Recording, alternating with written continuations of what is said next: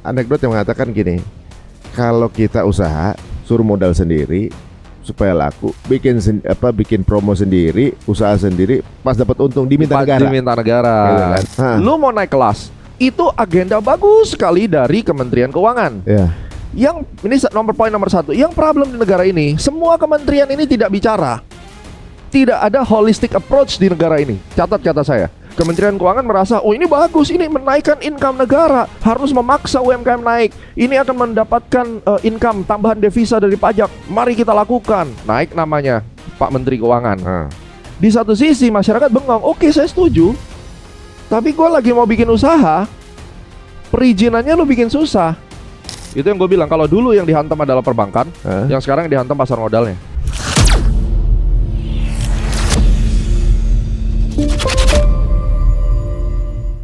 Kalau masyarakat ini sudah bisa merasa bahwa oh pemerintah gue berubah nih, ya, mereka mau kok lebih soft, saya yakin gitu. Dan juga dari pemerintah, lu udah tahu nih kondisi lagi susah. Jangan membuat kebijakan-kebijakan yang disalahartikan juga sama masyarakat, seperti pajak. Bokap gua itu adalah orang yang ada di perusahaan gitu, komisaris utamanya Astronaci gitu. Intelek, bokap gue gitu ya. Itu pun masih salah melihat, wah ini UMKM diganti, bisa hancur nih, misalnya kayak gitu. Tapi memang begitu kan beritanya. UMKM dapat pajak 22% kalau nggak salah tuh. Jadi kan pajak badan itu 22%. Ya. Sekarang UMKM itu apa sih sebenarnya pajak UMKM? Itu kan buat PT, dulu itu semua PT yang UMKM, di mana omsetnya kalau nggak salah, omset ya, top line itu revenue. Itu 1 tahun di bawah 4,8 miliar. Jadi yang dihantam adalah revenue-nya. Diambil 0,5% bayar pajak flat. Dulunya. Iya. Dulunya kan. CV juga demikian. Oke. Sekarang bukan pajaknya naik 22%, tapi kategorinya yang boleh dan berhak mendapatkan UMKM itu adalah yang benar-benar UMKM, PT perorangan. Nah, itu pun banyak yang nggak paham kalau PT itu ternyata ada PT perorangan. PT perorangan tuh maksudnya PT ownership-nya perorangan. Ya, belum tahu kan? Bokap gue juga nanya, PT mana ada perorangan? Ya nggak ada lah. Ada PT perorangan, dimiliki 1 orang. PT perorangan. Coba Google. PT itu mah bukannya perusahaan dong. Emang dia bentuk badan hukumnya PT. Perseroan terbatas tapi dimiliki perorangan. Ayo coba kita lihat. Gue chat GPT ya. Ada nggak PT perorangan ini? Adakah PT? Ini susah nih kalau podcast di sini. Bentar-bentar langsung dicek. Di Indonesia. Oke. Ya ada. Oh iya ada. Kapan bikinnya? Bentuk ini diperkenalkan lewat Undang-Undang Cipta Kerja, Omnibus Law kan? Tahun 2020, dan aturan turunannya PP nomor 8 tahun 2021. Kalau dulu wajib didirikan 2 orang, sekarang UMKM bisa perorangan dengan lebih murah dan cepat gitu. Jadi perorangan aja bisa bikin PT sekarang, guys. Bisa. Wah. Kita kayak yang biasanya minimal 2 orang aja tuh jadi satu perusahaan. Waduh, emang ada PT perorangan bisnis apaan ya? Iya, apapun bisnis UMKM lu. Nah, apa kategori UMKM itu? Sebelumnya adalah 1 tahun tuh omset. Omset itu income, bukan profit ya. Itu 4,8 miliar. Nah, itu kena pajak, bayar langsung dari omsetnya 4,8 miliar kaliin 0,5% gitu. 0,5% itu dulu. Kalau sekarang? Nah, sekarang PT biasa nggak bisa, lu harus PT perorangan. Itu yang pertama. Ini yang kena PT perorangan? Ya. Oke. Boleh, yang boleh ya. Kenapa gitu? Karena sudah dikasih kesempatan sama negara untuk UMKM, banyak yang nakal. PT gede, bikin cangkang. Jadi kelihatannya kecil. Jadi misalnya omsetnya nih, katakan tadi 4,8 M, kita buletin deh, misalnya jadi 4 M misalnya. Omset dia ternyata 20 M, bro. Dia bikin 5 PT untung A, untung B, untung C, untung D, untung E. Oke, jadi nggak kedetek sebagai perusahaan besar. Kalau kita mau cari kejujuran deh, ini pemerintah kasih platform kesempatan. Yang abuse siapa dalam kasus ini? Ya berarti pelakunya ya. Pelakunya masyarakatnya. Sekarang kita balik tanya ke masyarakat, kenapa lo abuse? Karena gue nggak percaya pajak gue dikorupsi. Ayam dulu atau telur dulu? Oke, masuk akal juga. Iya kan? Iya. Ini berarti trustnya menurun terhadap itu. Ya itu. Terhadap pajak. Trustnya terhadap pajak menurun. Atau bahkan kalau mau jujur cari hati nurani, ya memang mau ngemplang pajak. Iya sih. Tanya hati nurani. Kita nggak usah bilang siapa benar siapa.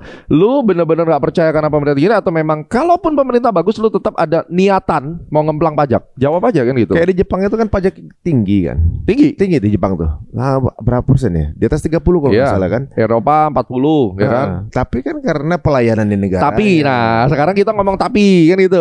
Ini kan alasan yang akan dipakai semua orang. Iya tapi gua kalau beranak gratis, kalau berobat gratis, sekolah gratis. Yes, gua setuju. Gua kecek, bini gua mau periksa kandungan, orang asing nih, gratis bro. Tapi dimintain surat apa gitu ya, misalnya ada suratnya. Aku lupa waktu itu, gue bisa gratis dengan syarat ini walaupun gue orang asing. Tapi kalau warga negaranya di rumah sakit umumnya bagus. Nah sekarang tanya, gue punya BPJS, tapi giliran gue ke rumah sakit ya kita tahu lah apa yang terjadi di situ. Iya. Itu kan bentuk kekecewaan. Benar. Iya kan? Akhirnya kalau aku mau ke sekolah juga sekolahnya yang kayak model kayak apa yang digratisin. Yeah. Akhirnya masyarakat menggunakan itu sebagai alasan. Gua nggak mau deh bayar pajak. Iya, melihat apa namanya? Kalau orang menikmati itu lain cerita. Yes. Dia kan, nggak percuma gue bayar pajak kan. Nah. Gitu kan. Contoh dulu zaman pandemi lah. Iya. Beberapa negara ketika orang nggak kerja itu disubsidi sama negara. Karena apa? Kami nggak bayar mereka, kami kembalikan pajak mereka, dibilang gitu kan gitu. Karena udah bayar pajak dikembaliin sebagai mereka untuk bertahan hidup selama pandemi. Betul. Nah ketika ini kan kemarin pandemi kita usaha sendiri. Yang miskin pun harus tes antigen apa segala macam kan. Gitu, cari kerja sendiri. Tadinya ada pilot yang jadi ini Grab ada juga gitu ibaratnya. Harus survive sendiri gitu. Betul. Sampai ada moto yang anekdot yang mengatakan gini. Kalau kita usaha, suruh modal sendiri supaya laku, bikin promo sendiri, usaha sendiri, pas dapat untung diminta negara. Gitu kan. Ada narkoba di rumah kita, itu berarti punya kita. Tapi kalau di bawah rumah kita ada minyak, itu punya negara. Gitu ya? Jadi memang kalau gue lihat juga kita fair ya. Waktu tadi UMKM dirubah, itu sebenarnya bukan menaikkan pajak, tapi kategorinya di shifted kan, setuju ya? Yang awalnya lu omsetnya UMKM itu, sekarang di shift lah, memaksa kamu naik kelas kan? Sebenarnya maksa ya. Pertanyaannya kita tuh nggak bisa naik kelas di Indonesia ini gitu loh, dengan kondisi yang susah kayak begini, ketidakpastian hukum. Bisa hidup aja syukur bro. Nah, sekarang. Mari kita breakdown. Lu mau naik kelas, itu agenda bagus sekali dari Kementerian Keuangan. Yang ini poin nomor 1. Yang problem di negara ini, semua kementerian ini tidak bicara. Tidak ada holistic approach di negara ini. Catat kata saya. Holistic approach, holistic country management, tata usaha negara holistik tidak terjadi di Indonesia. Apa itu holistik? Holistik itu memikirkan. Aku punya 10 kementerian. 10 kementerian ini harus satu suara demi kepentingan rakyat. 10 kementerian ini harus berkoordinasi untuk membuat sebuah kebijakan satu pintu yang ini akan meringankan masyarakat saya. Ini tidak terjadi di negara kita. Kementerian Keuangan punya move. Move-nya dia blunder sama Kementerian Perdagangan. Masing-masing ya dia? Blunder sama Kementerian Perindustrian. Coba tanya siapa yang setuju, komen di bawah. Bukannya integrated maksudnya kan satu. Integrated adalah holistic approach, itu yang saya bilang, holistic management. Tidak terjadi di negara kita. Makanya Kementerian Keuangan merasa, oh ini bagus, ini menaikkan income negara, harus memaksa UMKM naik. Ini akan mendapatkan income tambahan devisa dari pajak. Mari kita lakukan. Naik namanya Pak Menteri Keuangan. Di satu sisi masyarakat bengong, oke saya setuju. Tapi gue lagi mau bikin usaha, perizinannya lu bikin susah. Ada hengki-pengki, ada duit under table di Konoha. Lah terus maksudnya gimana gitu? Nggak ngobrol kali ya dalam sistem ini. Misalnya kalau kedua digituin yang lain dipermudah kan mestinya. Nah itu holistik, tata usaha manajemen yang holistik. Jadi seperti masing-masing seperti pemerintahan kecil sih. Iya, kata-kata yang tepat sekali. Jadi masing-masing kementerian mencari nama baik buat dirinya sendiri. Sementara mereka lupa tidak memiliki sinkronisasi antar semua kementerian. Iya, maksudnya kan ngesing semuanya kan? Tidak ngesing kan? Ini yang terjadi. Makanya yang dilihat masyarakat, mau itu kementerian ini adalah pemerintah. Berapa orang yang mau seperti saya? Lu pikir gua nggak sakit hati ngomong begini? Saya juga mengalami. Tapi kan kita ini paspor kita hijau, bro. Negara ini hancur, ya gue susah juga di sini. ikutan. Tapi kalau lu tanya Gem, lu ngomong begini emang lu nggak ada sakit hati? Ada kekecewaan saya. Gitu Ibaratnya kalau kita satu bahtera, kalau bolong tenggelamnya bareng tenggelamnya. Nah sedangkan kamu koar-koar itu nambahin bolongnya, bukan nutup bolongnya. Jadi di balik kritik ada juga anjuran solusi ya, atau juga masukan. Siapa tahu kemudian jadi bahan pemikiran gitu kan. Dari sepanjang kita ngobrol ini ada satu kesimpulan sih dari sisi komunikasi sih. Salah satu contoh juga nih yang mungkin bisa dilihat dari mungkin kita bilang dari sisi komunikasi tadi ya, yang dibilang jalan-jalan tadi kan. Kemudian ada juga di majalah The Economist kan dibilang Presiden Indonesia membawa ekonomi Indonesia ke jeopardize. Gitu, membahayakan. Manuvernya. Apakah mereka juga termasuk yang tidak terkomunikasi atau gimana? Alright, good, very good question. Saya tambahin dikit ya. Jadi UMKM sebelum saya move, UMKM itu sekarang kalau omset perusahaan lu gede, misalnya kan ada bisnis yang omsetnya misalnya gede banget tapi profitnya kecil. Oke? Itu lu kalau kena UMKM, lu mati. Mendingan lu bayar yang 22%. Kenapa malah mati ya? Ya karena lu dihantam dari omset, bukan dari profit. Sekarang lu omsetnya 1 triliun, profit lu cuma 10 M. 0,5 dari 1 triliun bukan dari 10 M. Gue mendingan dihitung progresif 22% dari yang 10 M-nya dong. Bukan dari profit. Iya, kan dari omset. Oh, kita kan nggak tahu ya marginnya berapa padahal. Iya, makanya UMKM itu 4,8 miliar maksimum tuh dia 0,5% diambil dari omset. Correct me if I'm wrong. Aku bukan konsultan pajak, tapi aku pun ada UMKM yang bayar segitu. Coba misalnya 1 triliun, 0,5%-nya berapa tuh? Kan 1 triliun nih, 10%-nya 100 M. 100 M. Itu 10%. 1%-nya 10 M. Iya, 5 miliar. 5 miliar kan? 5 miliar. Ya, itu 5 miliar tuh. Sekarang profit lu cuma 10 M. Berarti cuma 5 miliar. Profit lu kan berarti marginnya cuma 5 miliar kan? Iya kan, berarti kan pajak lu jadi 50% kan? Lebih tinggi dong. Mendingan gue bayar yang 22%. Iya, kalau analogi begini emang cocoknya itu. Memang begitu hitungannya. Jadi nggak selamanya bagus, tergantung bisnisnya. Tapi kalau bisnis lu untungnya tebel, untung lu dari omset itu adalah 40%, ya mereka akan berbondong-bondong bikin company cangkang.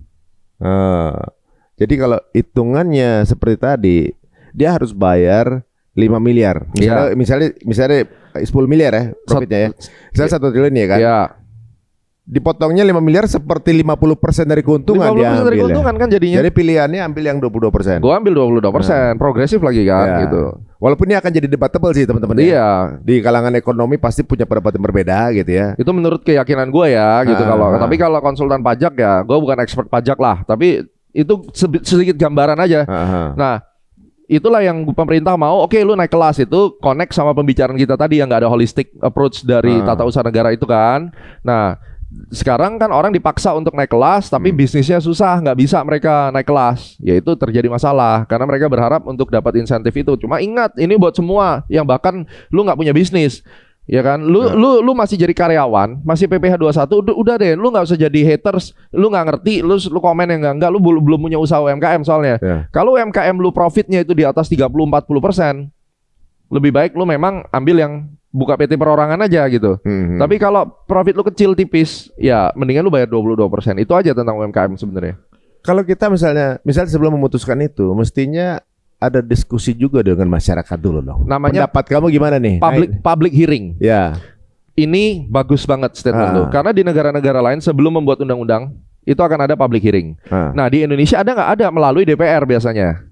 Oh, tapi dilakukan nggak sih? Kok tiba-tiba? Ini yang gua nggak tahu. Tiba-tiba ada putusan. Iya. Iya, tinggal komplain kan iya, gitu. Betul. Kalau langsung ya. Sekali lagi komunikasi, ya kan? Nah, komunikasi itu, lagi tuh. Komunikasi. Nah ini gua nggak ngikutin karena tiba-tiba kita dapat beritanya gitu. Apakah sudah ada hearing atau tidak? Jadi hearing itu penting. Public hearing itu harus dilakukan gitu loh. Dan harus dilakukan benar-benar, bukan hanya hearing 100 orang di dalam, tapi 90 orang adalah internalnya mereka gitu ya, sama aja bohong kan. Masih satu circle. Bukan gitu. Jadi memang kondisinya caruk maruk gitu. Iya ya, mungkin ini sebuah pola yang belum terfikir. Kan kabinet ini banyak orang nih. Iya. Nih. Masa di part itu nggak ada? Iya, gitu. masalahnya juga kabinet banyak orang sampai detik ini udah 5 kali reshuffle kabinet kan. Pak Prabowo tidak merasa cocok, ada yang dikomplain masyarakat segala macam. Jadi mau gimana, mau kerja? orang dengan jabatan yang tetap aja belum tentu beres, ini 5 kali reshuffle bro, pindahin ke sini, pindahin ke situ kan. Oh, jadi sejauh ini belum ada yang jejak ya? Belum ada yang jejak. Nggak banyak yang jejak gitu ya. Dan kalau kita lihat teman-teman ini sepertinya kalau dengar penjelasan beliau tadi di sini, berarti kalau misalnya penjelasan kayak gini bisa aja ada yang punya pilihan pro dengan putusan ini, karena ada opsi ini, penggambaran seperti itu. Tapi ketika nggak ada komunikasi bahwa ini adalah suatu upaya untuk membuat perekonomian masyarakat UMKM ini lebih baik, gitu misalnya, mungkin responnya akan berbeda. Satu lagi, komunikasi lagi yang komunikasi sampai akhirnya yang kita mau bahas ini kan masalah Prabowo jeopardize the economy kan. Majalah ekonomis kita lihat dulu itu siapa kan gitu. Itu kalau tidak salah dulunya dimiliki oleh Rockefeller kalau tidak salah. Ya. Terus sekarang udah dibeli yang lain deh. Nah, cuma kalau kita lihat di situ itu merupakan bagian daripada menyangkut dengan the untold story itu. Enggak, gue sempat bahas gitu. Dengan Pak Prabowo itu mencoba menyelamatkan kedaulatan kita dengan dia mau deal dengan negara lain, dia di framing gitu untuk ngancurin kredibilitas daripada pemimpin Indonesia. Jadi ujung-ujungnya setiap negara kalau mau politiknya aman itu harus ke Amerika. Nggak harus Amerika, tergantung dia berinduk kepada siapa. Kalau Singapura nggak perlu ke Amerika. Tapi ya tetap ada urusan sama Amerika. Tapi Singapura kan memang Amerika juga nggak ada masalah. Nggak ada masalah. Tapi kan karena dia itu aliansinya Amerika melalui induknya kan, Inggris kan, Commonwealth. Malaysia Commonwealth, India Commonwealth.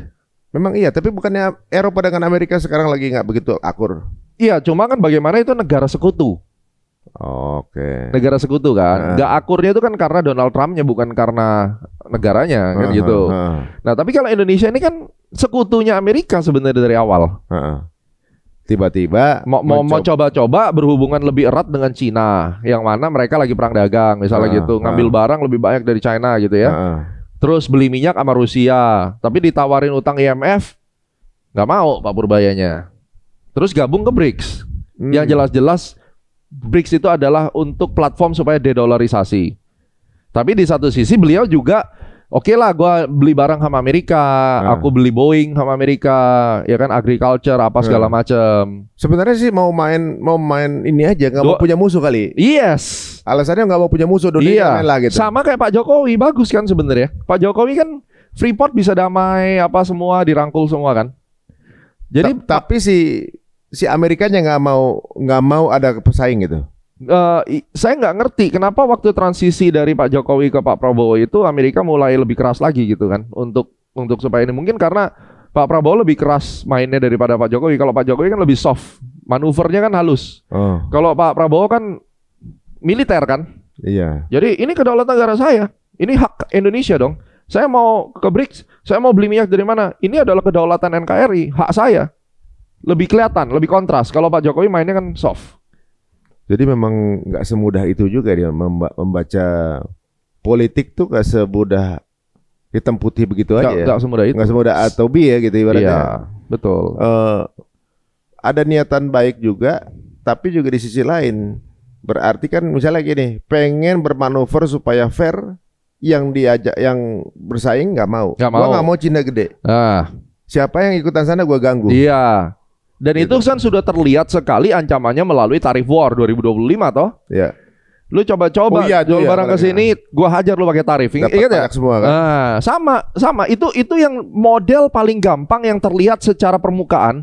Trump tuh ngomong, lu kalau deal sama China gua hajar lu. Itu paling simple, yang paling muncul di permukaan. Yang nggak di permukaan gimana?